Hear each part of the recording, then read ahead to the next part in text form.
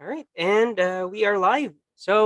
Welcome, a warm welcome to each and everyone. Thank you so much for joining us today on YouTube, on Facebook, and on Zoom. For those who will be joining, we will be waiting for you as a very interesting topic is waiting for you as well. Such great speakers that we have invited today, ready to collaborate with you to answer if you have questions and accept any opinions that you may have for particular areas.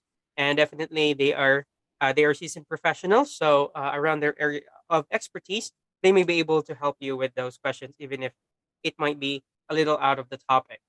But this topic today, this initiative, Let Us Talk It, Zipinar, is made possible by Cogent Integrated Business Solutions, which is an IT company based in Detroit, Michigan, United States. They work on the IT industry and also with human resource area. And they wanted to give back to the community. So they created this platform to give back through free knowledge sharing. So with this free knowledge sharing platform named Let Us Talk It Zipinar, like a zipper. So we try to zip in two topics into just one session, to 1 hour session, to minimize the time consumption but maximize the knowledge that you gain. So for the first topic that we have today, we have here presence in presentation. So developing metacognition and self-awareness through somatic integration.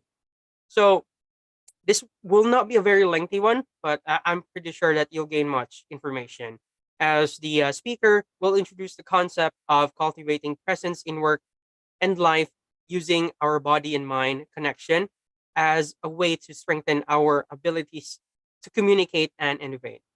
So this work is based on the speaker's programs, the Theater of Self and Presence in Presentation, both derived from his 30 years of experience as a theater creator, performer, and teacher, and as well as the program is informed by his scholarship in Jungian depth psychology, which he teaches a Pacifica Graduate Institute in Santa Barbara, California. And he holds an undergraduate degree from the Evergreen State College in Performance and Cultural Studies, a Master of Arts from Pacifica Graduate Institute in Depth Psychology and Creativity, and is a certified presence-based coach and ICF affiliated development coach. And without further ado, we have here, we welcome Bradley Dennis to give us the topic. Take over, sir. All right. Well, thank you so much, Phil John, for the invitation and for the warm welcome. And thank you to everyone here for your interest and your attention. I just want to make sure everyone can hear me. Thumbs up if you can. Excellent. Thank you. So as Phil John said, my name is Bradley Dennis McDevitt, and I am a development coach and a scholar and a teacher of depth psychology. But first and foremost, I am a theater artist and have been for over 30 years. And I've performed and taught theater all over the world and have really come to rely on that training as a real powerful resource for both my coaching and consulting.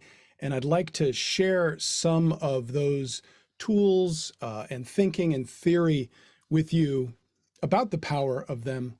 And my hope is that you'll gain maybe a deeper understanding both of your own skills and ability to generate a sense of embodied wisdom, no matter where you are or where you're going. So let's start by just unpacking some of the terms in the title of the talk, specifically metacognition, attention, and presence. These are terms that are kind of bandied about nowadays, but what do they actually mean? So metacognition simply refers to the ability to think about our own thinking, right? It's a self-reflective aspect of our minds. It's the part of our cognition that maintains the ability to observe our behavior and cognitive processes, and it's also a fundamental component of behavior change, because we can't adjust what we can't see or perceive. Now, what about presence? Presence implies inhabiting the present moment, the nowness. It can be kind of a difficult word to define, However, we know it intimately, right? Anytime that you find joy or ease, if you're with friends or you're eating something particularly delicious, we have that sense of expansive moment. It's a friend listening to your story with rapt attention, listening on every word. It's you taking a breath. It's you letting go of past or future.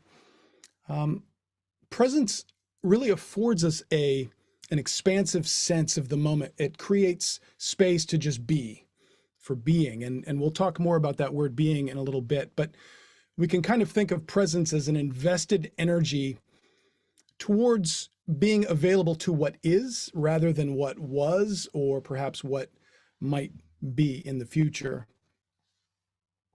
And attention, well, attention is simply what we find salient or meaningful enough to give energy. Some of you may know the work of Dr. Joe Dispenza, and many others have observed that where attention goes, energy flows. And it's a process that we're not often really aware of, or sometimes we're absent to it altogether, but it doesn't have to be that way. And we'll learn a little bit more about sort of the complex nature of attention in a moment. But to begin with, I want to share a story with you. I recently had the pleasure to interview the wonderful European coach, Nicholas Yanni, who told me of an experiment that he holds with his audiences and clients. And if it's okay, I'd like to share it with you now. So take a moment, and I invite you to remember a time when you felt really, really good in your body. So take a moment, close your eyes if you need to, or just think back to maybe a sense of ease, perhaps joy or contentment. Maybe you were moving, maybe you were still, but a sense of being at home in the body. So bring that into your awareness. And now, in your normal working day, what percentage of the time do you feel that in your body? And put that number in the chat if you don't mind. What percentage of the time at work do you feel that sense of at-homeness? So I'm seeing a couple. And it's pretty telling, actually. So Nicholas said 0 and 5% of their normal working day, or in the time that they're there, only 0 to 5% do they feel like they're at home in their body, which is kind of unreal. We spend so much time at work, yet we don't feel a sense of embodiment, a sense of joy, a sense of pleasure there. And it's curious. So I want you to keep that feeling at the top of your mind as we move forward. And I want to explore a little bit of why this happens. Why do we leave our sense of well-being at the door to our jobs? So before I began preparing for this presentation, I actually went to the Cogent website. I went to several other corporate leadership development programs to try to see what messages they had that connected with my ideas. And I want to share what I found. So corporate consultants use this language on engaged employees, which is a great idea, a great concept. This is the language that I found. Engaged employees are individuals who feel a personal connection to the success of their organization and are willing to contribute extra effort for the benefit of the company. It's well known that organizations with strong employee engagement are more profitable, more productive, and deliver higher customer satisfaction. That all seems pretty above board, pretty standard boilerplate language about employee engagement. And if I'm going to read between the lines a little bit here, I can see that the reasoning for engaged employees is ultimately for the benefit of the shareholder, for the customer, for profit, and for the company. And I think there's nothing inherently wrong about this. Don't get me wrong. This perspective is a little different, but in light of our recent experiment, what we just did, I'd like to offer a slightly adjusted alternative that not only encourages employees to kind of get on board with companies' agendas, but also promotes companies shifting priorities around this subject and favoring really their most important asset, which is, of course, their workers. So let's start with this word engagement, right? What exactly does that mean? It actually means to participate or become involved in. That sounds a lot like work, right? We get hired, we become engaged to work at the company. It's very simple language. There's a second definition: to occupy, attract, or involve someone else's interest or attention. Well, this is different. Trying to involve interest or attention. And that makes sense, right? But now we're talking about something different. We're talking about interest and attention. Now, when corporations talk about this idea of engagement, it's presented as kind of an extra extended type of attention and prioritization. It implies a benefit of some kind that becomes salient to us as employees, and it releases our attention from other conflicting arrangements, right? We're bringing our attention to bear on something new and meaningful to us, which is the work of the company. Now, these two words, interest and attention, have serious meanings and implications in the theater world, because I like to tell my drama students, if you're not interested in what you're saying or doing on stage, I guarantee you no one else will be either. And the same is true with attention. It's our bread and butter, right? If no one's paying attention to us in the theater, it's just a rehearsal. So it's my hope really that by the end of this talk, you'll have maybe a deeper connection to your own sense of interest and attention and feeling the inflection and movement of that in your body as you move forward. So let's explore this idea of attention, what it is. And I would like to bring in this quote. It's my favorite quote by the neuroscientist and psychologist, Dr. Ian McGilchrist. He's one of the biggest influences in my scholarship right now. And attention is a creative act is kind of a bold statement and a little abstract. What does it mean? The statement refers to the way our brains interconnect with the world and how the nature of that interaction actually changes reality for us. So if you're not familiar with his work, he writes about how we fundamentally, the reason that nearly all living creatures have this metrically bifurcated central processing unit, right? Our brain.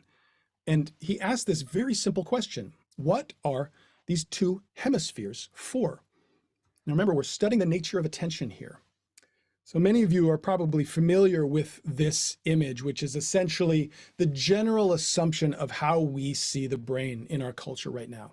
And this is a model that's also adopted by the APA, the general sort of psychological community. And we sort of have this idea, right? The left is logical and the right is creative. We use the parts we need, they get work together, they get things done. And there is some truth to that assumption, because each does have a tendency toward that, but it's a gross oversimplification, and it actually misses some fairly large details. To begin with, in the very middle between the two hemispheres is the corpus callosum. It's kind of the bridge that connects the two halves. But contrary to popular belief, the corpus callosum is not an information superhighway. It's actually quite the opposite. Its function is largely inhibitory. It actually reduces communication between the two hemispheres. Now, why would that be? Why would we evolve to have less communication between the two hemispheres? Well, it actually turns out that McGilchrist discovered we actually have two brains. So we know this from inhibitory studies of patients who have suffered strokes in one or the other sides, leaving the other side free to act independently and without any assistance or resistance or perspective from the other half.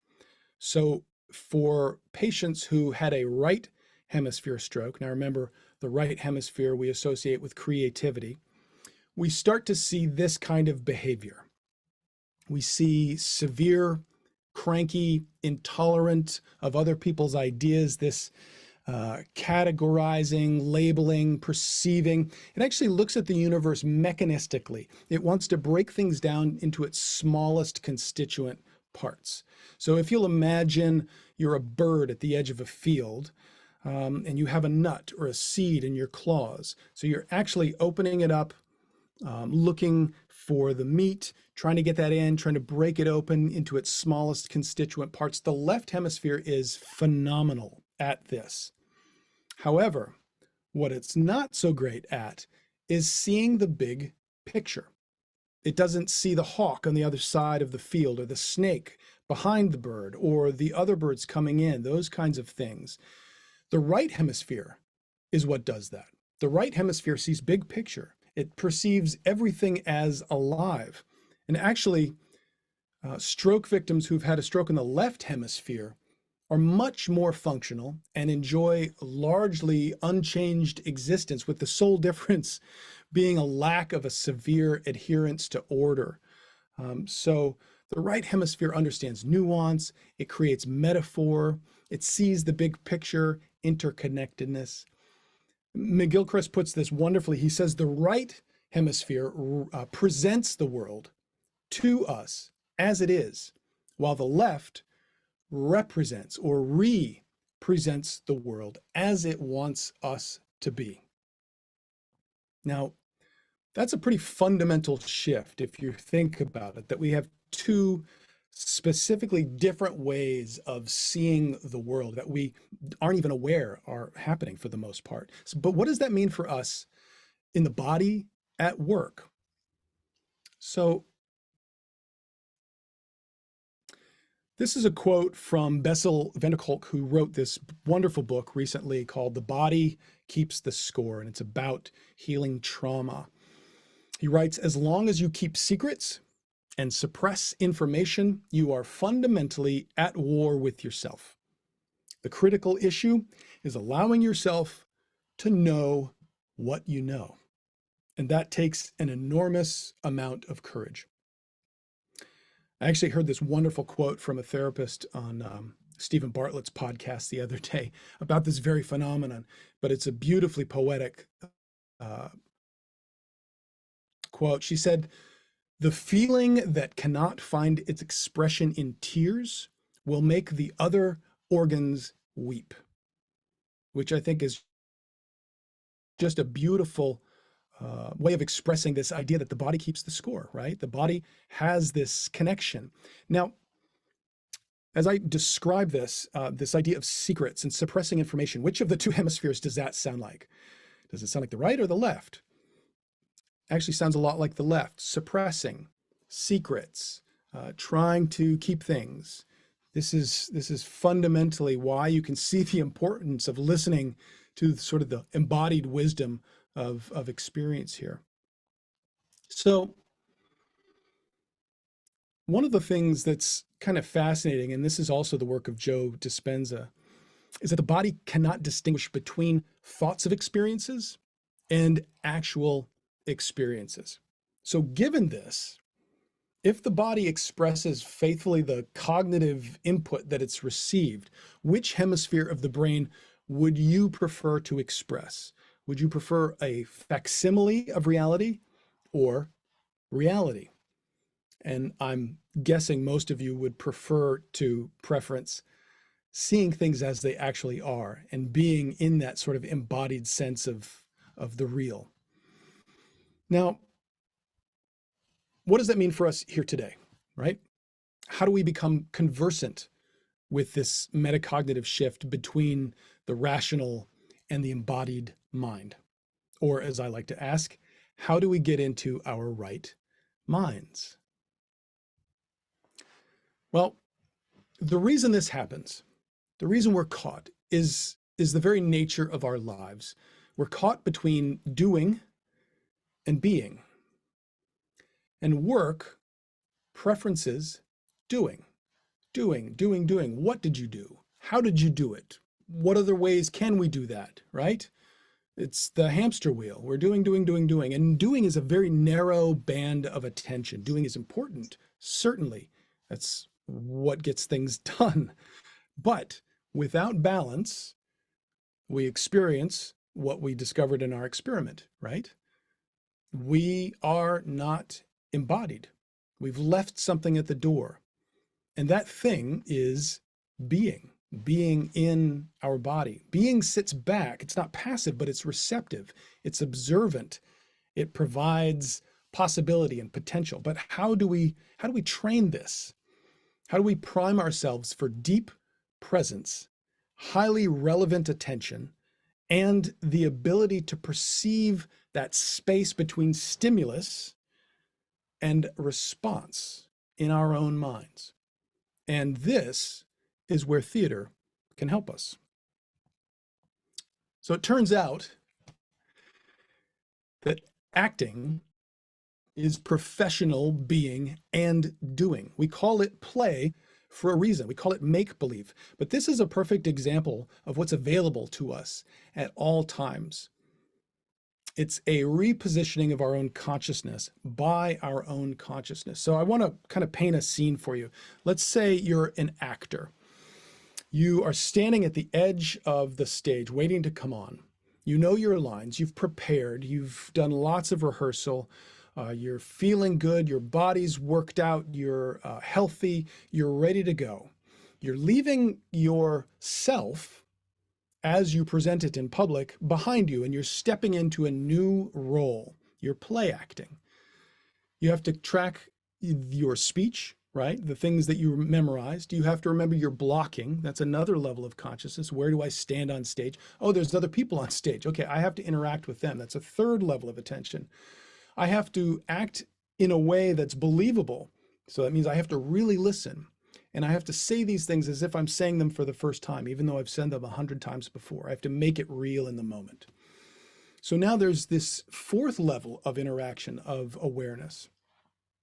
In addition to that, there's an audience, hopefully. You have to be aware of them. You have to be aware of what they're feeling and what they're giving to you. That's another level of consciousness and awareness. So all these things are happening. Now, how do you keep track of all that stuff? Well, that's really where the training comes in. It's about giving yourself over to this idea of play. Play gives us awareness and control of the body, gives us awareness and control of speech, of action, of emotion, of all improvisation, the ability to come up with new ideas in the moment, collaboration. We call it the magic what if. It gives you the ability to stand back and imagine different scenarios in the moment. So if acting is professional being and doing, what do we do to create this? What do we do to find different ways of being in the world? We don't want to be actors, some of us. We don't want to go on stage. We don't be in front of people. But there must be other ways to do this, right? You could find a theater class. You could try improv. You could take dance or movement. You can use your body to explore your own mechanism for switching between these two hemispheres. But what you'll find, even if it's a martial art or you're doing Tai Chi or you're some kind of an embodied practice that allows you to move through space and be aware of moving through space and making decisions, the more you start to metacognitively adjust the light of your attention, the more you can change what you're able to see. So if you imagine your attention is a light, it could be a candle that's focused very small on a very small area. You could cultivate it into a beam that goes to one thing, or you can think of it as sort of a wide wash, allowing yourself to see all sorts of different things at once. And as I describe those things, narrow focus or wide open focus, you can also hear the correlate language between left and right hemispheres that I was talking about before. Left hemisphere, I'm trying to problem solve. I'm trying to engage this particular aspect of my work. I'm detail oriented. I'm narrow focus. Then there's the times when we have to back up, engage the right hemisphere. What does this have to do with that? What are the interrelationships here that I'm missing to be able to get back, to be receptive that requires practice. And it turns out the best way to do that is by play. Now, we know how to play. We were taught how to play at an early age, right? Um, we lose that as we get older. We start to squash it down. Culture squashes it down. Education squashes it down. This narrow specialization that we're supposed to do. I mean, you think of grad school and then PhD, like you just get more and more and more focused down into the thing that you feel like you should be doing.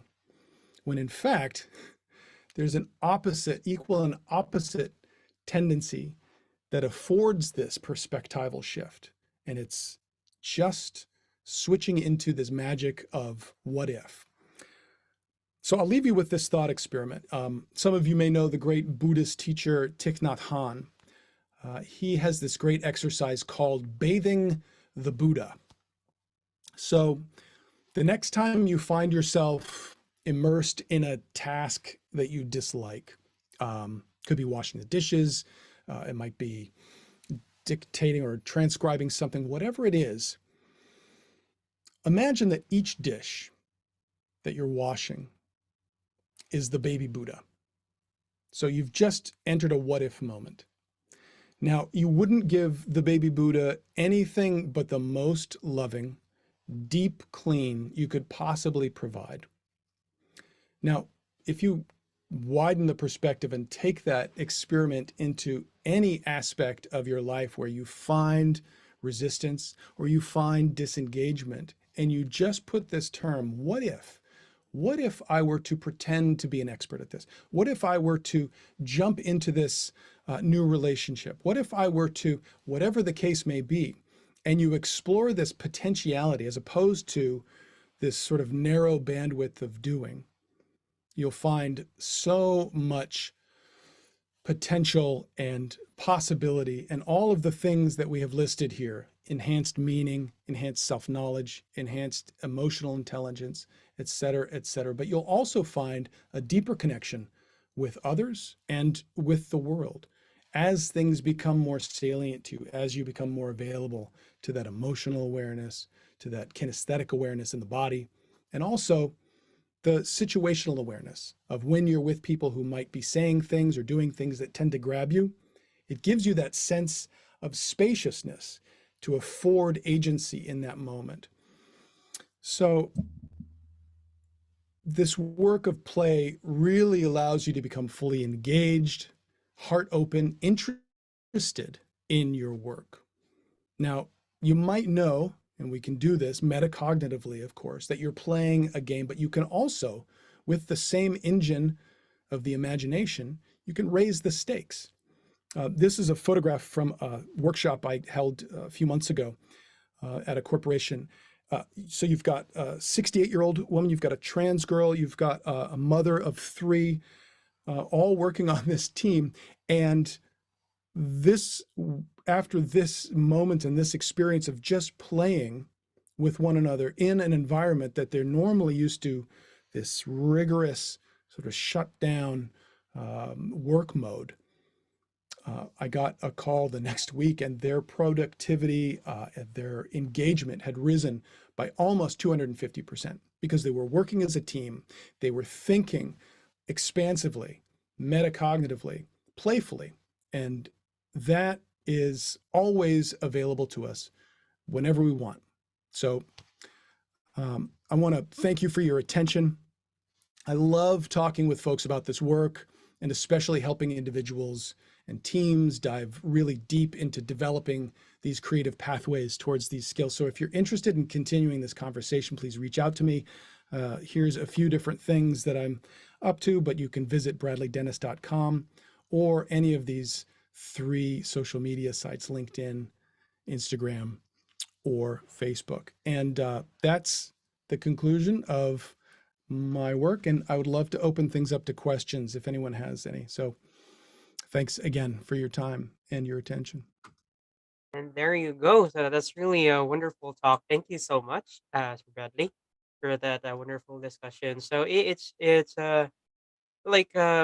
somehow like needed more time. Yeah, definitely. But yeah, that's the area that the Zipinar is actually looking after to minimize time consumption. But definitely that information has like more discussion. So with those platforms that was presented earlier, you can reach out to Sir Bradley to contact him offline or collaborate with him. So anything goes. And for our attendees, please do not hesitate to put it on the chat if you have questions or insights about the topic. You can unmute or raise your hand to acknowledge. And we'd like to acknowledge as well the presence of the Cogent CEO, Srini, that is here with us as well to listen to the discussions.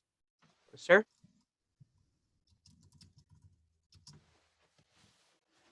Okay, and yep, anyone from the attendees? Yes, sir. Yeah, Any other? I'm sorry. Go ahead, sir. Srini. yeah. Thank you so much, Bradley. That was so insightful and interesting and engaging. So definitely, we will stay in touch with you further to see how we can, explore any future synergies. Thanks again for your Wonderful. time, and also thank you for our another speaker, Sarina. Look forward to hearing. Thank you. Thanks for that, Srini. Thank you, sir. And yeah, Sir Bradley, any other upcoming activities that you might want to invite those who are watching now and will be watching this video later? If you live in the Raleigh, Durham, Chapel Hill area of North Carolina, we're going to be doing a couple of in-person workshops with the Theater of Self before we take that on the road. So that'll be happening in October.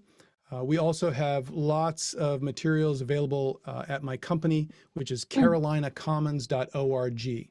I'll put that also in the chat if you're interested. But thanks for giving me the opportunity to plug that. Yep, no problem then. So that's perfect then.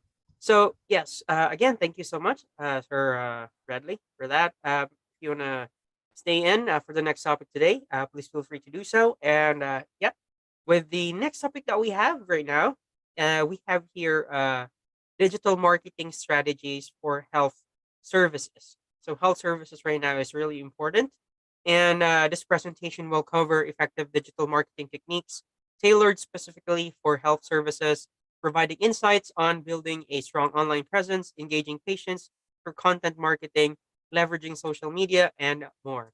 And what we have today is a founder at Mydent, and she's very thrilled to discuss to us the topic, and she is very passionate about this. And as a digital marketing specialist at Minden, she have had privilege of working with numerous healthcare providers to enhance their online presence and connect with patients in a meaningful way. And she's very excited. So without further ado, we have here Sarina Asadi to present the topic, digital marketing strategies for health services. Please take over. Yep. Hi, everyone. Thanks for having me here today. I think everything is okay, like camera-wise and everything. Do you hear me clearly? Yes. Yeah, perfect. So I just quickly made up PowerPoint as well to actually easily represent this. And I'm just gonna bring that up just a second. Share my screen. Okay, perfect. So today I'm going to be representing lead generation and marketing strategies for health clinics and health services. And this is a new project that I'm working on. My core business is property, and we are doing property investment and marketing and management as well. So I've been quite involved for such a long time with marketing and with health. The reason that I jumped into this is because I'm a dentistry student and I wanted to actually delve into health as well, health side of things. And I'm actually so passionate about mind health and also other type of health services. So it doesn't just conclude into the dentistry and dental clinics itself, but other health services as well and other health service clinics. And so I want to talk about the importance of a lead generation for health clinics and how does that work. So all of us, we know the process of identifying and attracting potential customers and how challenging it is, especially with the numerous kind of businesses out there, and how it's so hard to actually stand out from other businesses. And the topic today is about how to expand your patient base. So the first topic is expanding your patient base, and how to do this. So you can do this with lead generation. And how it works with lead generation is tapping into demographics and also segmentizing your email marketing list. And you might not have reach otherwise by sorry, just a second.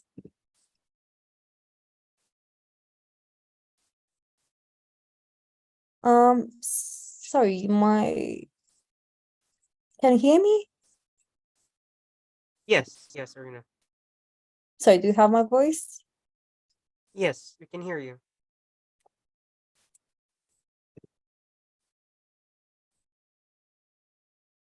Yeah.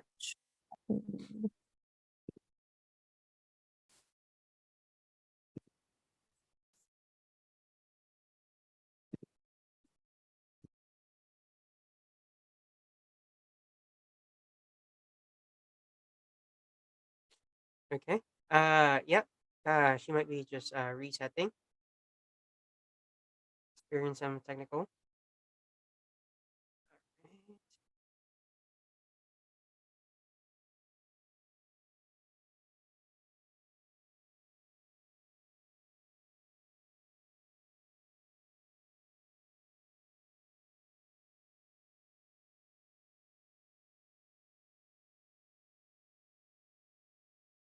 Okay. So yeah, folks.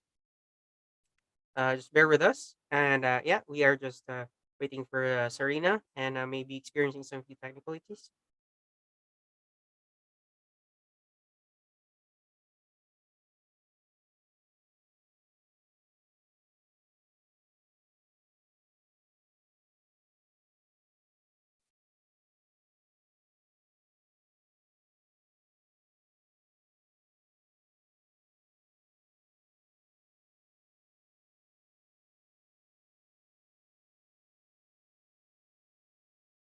Okay. So she's currently rejoining. So temporarily, if you have any questions or interventions that you wish with our with Sir Bradley, you can do so while she is reconnecting. So hi, Sir Harry. Hi, Phil. Yes, sir. So we just have some technical network issues with the second speaker. But anyway, if you'd like to interact with Sir Bradley or first speaker, you can do so, sir.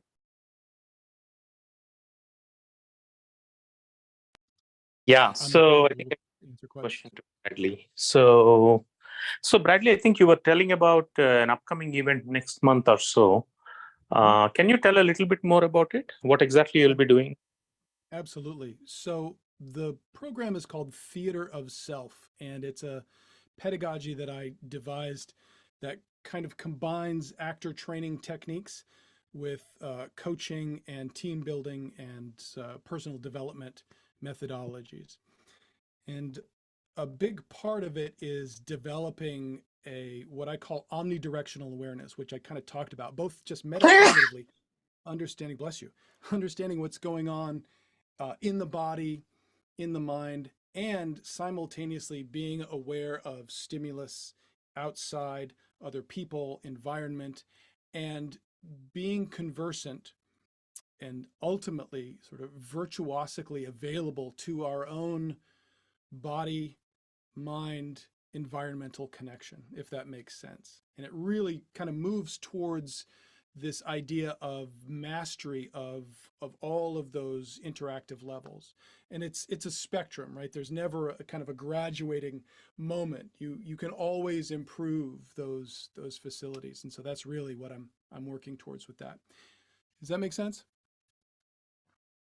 Yeah, definitely. So how long is that, and any more details about the fees or all those details? Absolutely. So it's a 7-week course. Once a week, there's a 90-minute session. We meet in person. And I will, as a kind of a parenthetical aside, say my intention is to bring this work into an online format. I haven't quite figured out all of the details yet, but that's forthcoming in the next probably 6 months, where with printed materials, with sort of online guidance and some group coaching, doing the same sort of thing. Right now, the price point for the 7-week course is $350 a person. And I haven't set a price point for the online stuff yet, but it will most likely be less than that, somewhere probably between 175 and 250. Okay, sounds good. Thank you. Let's see. Okay. And other than so this is one kind of service that you provide. And what else do you provide as part of your current job or career? Mm-hmm. So I do a few things. My main work is as a personal development coach. And so that's working one-on-one with folks from all walks of life, whether it's personal development, they've got something going on in their life, there's transitions that they need help kind of mastering or understanding, or professional development at work, whether that's interpersonal, whether that's trying to, get a new job or new position, or just transitioning. Really any situation where someone needs sort of a bigger picture, help seeing and understanding what their options are. So that's sort of my main work. And then I also work in team building using a lot of the same methodologies, doing basically a theater of self course that's brought to a corporate environment. So oftentimes we'll start with individual interviews, sort of finding the different perspectives of what the problem space looks like, and then eventually working with the entire team physically in a space, doing a lot of essentially physical theater techniques, games, exercises that are intended to put people in slightly uncomfortable places they've never been before, where they actually have to develop these metacognitive tools and an ability to be seen, be vulnerable, be aware of the proximity and of others, and to create that collaborative space. And then in addition to that, I often give workshops on public speaking. Presentation in presence and presentation is the name of that. So I kind of there's a big Venn diagram, and I'm in the middle, and there's all these different aspects and applications to the work. Okay, that sounds good. And any specific testimonials, without the confidentiality aspects, on what kind of transformation you brought to any of your corporate clients or other clients? Sure. I'm going to pull up my website and actually read. So I worked with the former CEO rather, of Acquia, which was based out of Boston and Cambridge, a guy named Jay Batson. I've been working with him for the past year. He writes, Bradley's experience in stage movement attunes him to paying attention to how your physical body, from your mind to your adrenaline, shows up in how you live, and how paying attention to that can be a key element in bringing about changes you want to make in your life and work. His patience and presence when talking together makes it super easy to become transparent, which itself helps you discover how you are and how you can become more of what you want. I value time with him. So that's a one-on-one relationship. I've worked with a couple of schools, private schools. This is from a counselor at the Padea School in Atlanta, Georgia, and she writes, Bradley is a coach who uses the mind and body to unlock the spirit. Bradley empowers clients to zero in on feelings and meanings behind presenting issues. And I won't read the whole thing, but that's the kind of feedback that I get from groups, organizations. I've worked with larger corporations, both in developing events and organizing and performing and running events. with Microsoft, with Boeing, with Poncho, which is a nonprofit in Seattle. And those, it was less about a teaching, training environment and more about developing events for them because of my experience and background in theater, creating events. I don't do as much of that anymore. It's really much more about the therapeutic, the developmental work that I'm focused on now. Does that answer your question?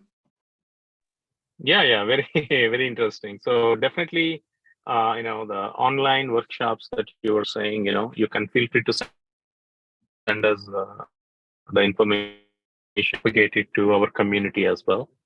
Mm-hmm. Yeah, and I also travel. So this work I take to different organizations and groups. Most recently, I worked with a group actually at Pacifica Graduate Institute. So I teach there. I teach in the creativity program. But I also do facilitated workshops with staff and then with a couple of organizations there as well. So this is easily adaptable work. And one of my favorite things to do is to talk to different organizations, especially nonprofits. I love working with nonprofits and designing, sort of adapting these tools to bring to those spaces. It's pretty remarkable. A lot of folks kind of start like this, very skeptical. And by the end of it, they're crying or they're playing or they're having a wonderful time. There's just a huge paradigm shift in the way, the energetic state of how they are with coworkers, with their managers. It's pretty impressive to see. And it also really creates an expansive sense of self for folks. It's play. I mean, who doesn't like play?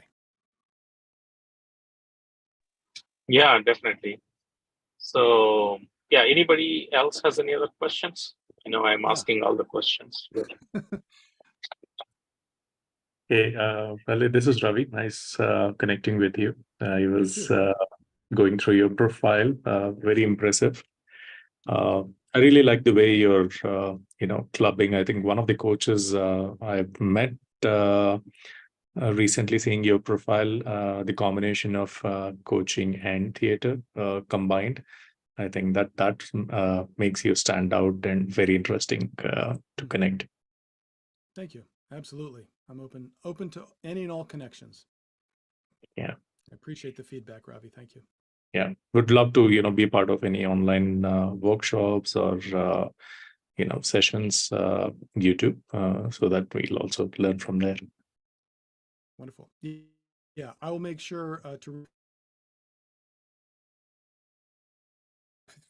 to you on LinkedIn and add you to the workshops out. Thank you. Thank you, Bradley. Yeah, thank you, folks. And yeah. Does anybody else have any questions? No worries. I was just gonna say the same. So any opinion or inquiries from our attendees would be appreciated. So I've checked the YouTube live and we don't have any question there as well at the moment. And for the second speaker, she really have some network connectivity issues and can't figure out. So she was trying to rejoin, but it's almost at the end of the schedule. So we'll just go ahead and continue talking with Bradley for a few more minutes, as she might not be able to come back. So, all right.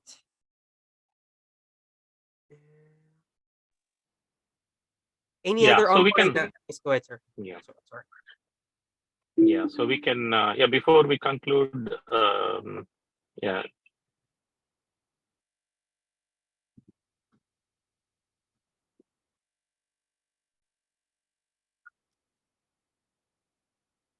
Okay, I think we're dealing with some technical issues.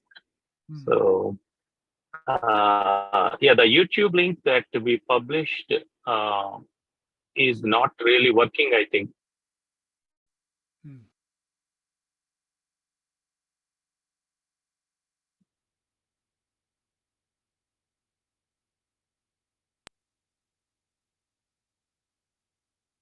Anyway, folks, nice talking to you. We'll be in touch offline. Thank you.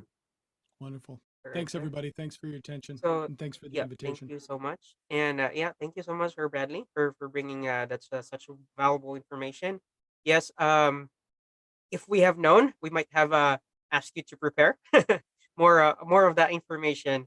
So if we have known that we'll encounter this one, so you could have learned much more out of your information or the topic you have brought in. But thank you so much for such values, sir, and we really appreciate your time and your energy. Thank you so much, and yeah, we might be able to collaborate in the future as well. So yeah, for those who will be watching this recorded session later, you can search Bradley Dennis on LinkedIn, connect with him, and he's very easy to approach. So there you go. And this concludes today's webinar session. Let us talk at Zipinar. Thank you so much, everyone, and keep safe as always.